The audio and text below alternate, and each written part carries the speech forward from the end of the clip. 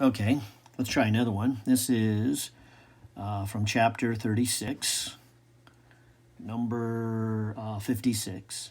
And good, this one, like the 54 I did a little earlier, is one that involves more than one lens or mirror.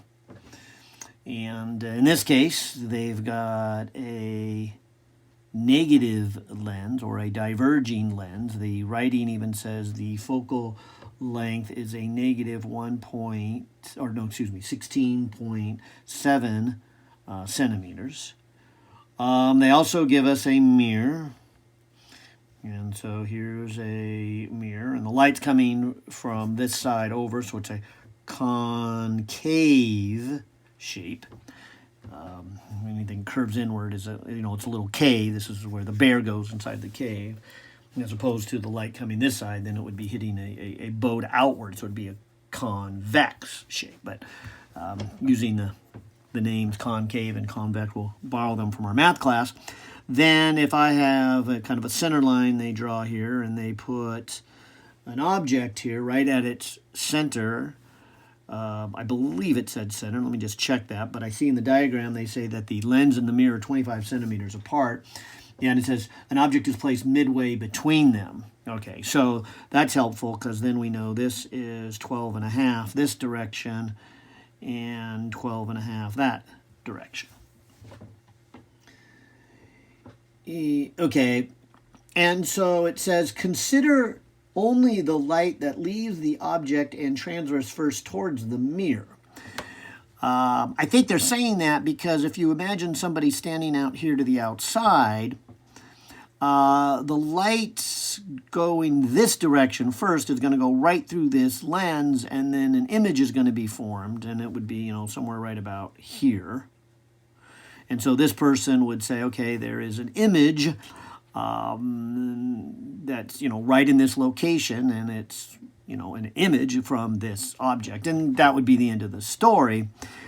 But this person would also see a second image, and that would be from the light that hit the mirror. Then after bouncing off the mirror, went through the lens, and then to this person. And so this person would be seeing the overall image of a reflection off the mirror and then transversing through this lens. And so I'll just kind of scribble this one out because they say, don't worry about that one. But it's just nice to know that this person would actually be seeing two images. Like I said, the one would be the light that just came straight through this lens, and you would see just the image from that.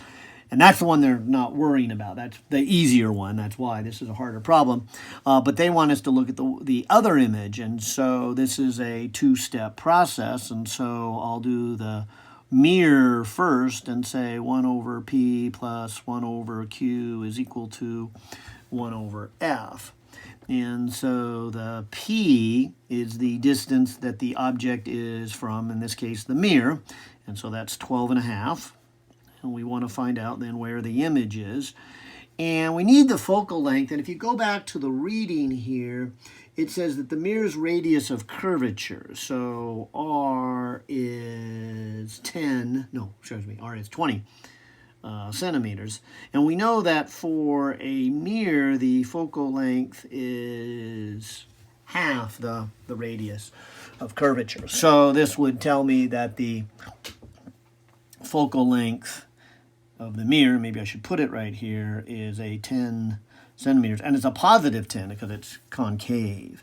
So I'll put a positive 10. So when I go to solve this for the Q from the first optical element, the mirror, this would be a 10 reciprocal minus a 12 and a half reciprocal, taking the reciprocal of that, and I get a Q of 50.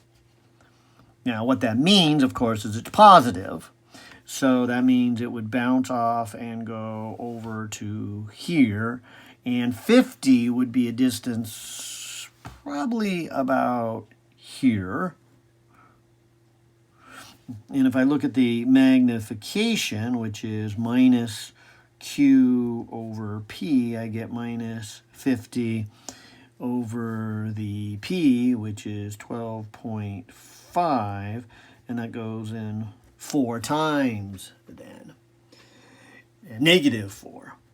And so I'm going to draw this arrowhead down here just kind of mentally, because this then would be the image that would be formed just from this mirror had this lens not been there, had it not, gone through and got redirected. So this image never really gets formed. This is not what this person would see, but it is what this lens then appears to see. The light's coming through this way, and if left alone, it would form an image right there. And so this image would be upside down and be 4 times bigger than what it is now. But of course, as I said, there's a second optical element here. And this image then is not what this person would see. The light gets redirected even long before it gets formed. And that puts it as a virtual. And so this distance here, let me just go back here. So this is supposed to be a 50. So from here to here would be 25.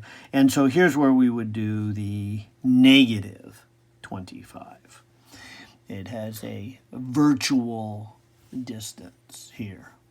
And that's important here, that negative 25. And so I'll say it again, I think the hardest of all of these, that's why I made that little video on the sign convention you might want to watch, because when are these things positives and negatives? As I said, the good thing about the sign convention is that we can then use this same equation for all the different lenses, all the different mirrors, all the different scenarios that can come up. That's the good news. The bad news is then there are some rules that we just got to memorize. We just got to learn what they are so that we can use them appropriately. But like I said, then they help us, because when we see something like this, a positive, we know which side it is. So the sign convention is a little tedious, I realize, but it's very powerful.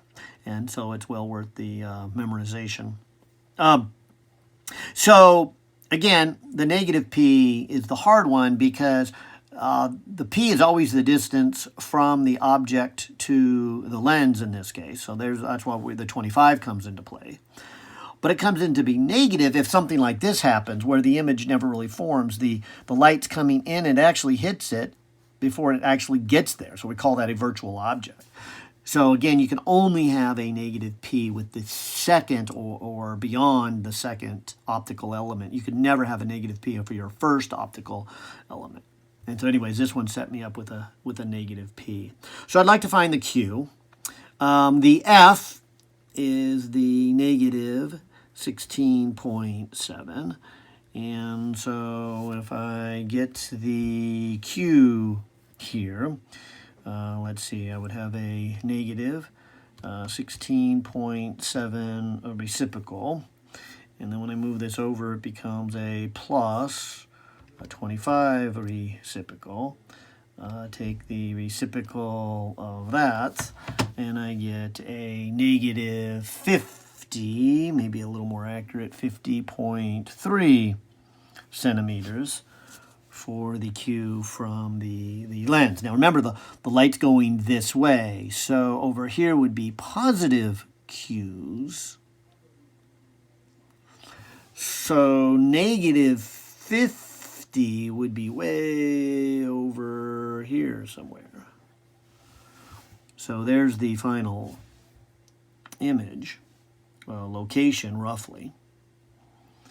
And if I then do the magnification, which is again a negative Q over P, so it's negative of a negative 50.3, over the P, which is a negative 25, that's roughly a 2 and change. Looks like 2.01 would be the answer there.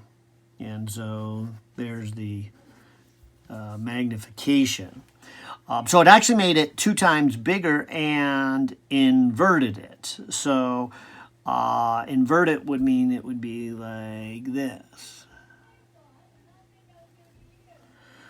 And so the overall total magnification is the two together. And so it's a -4 and a -201, which makes then a positive 804.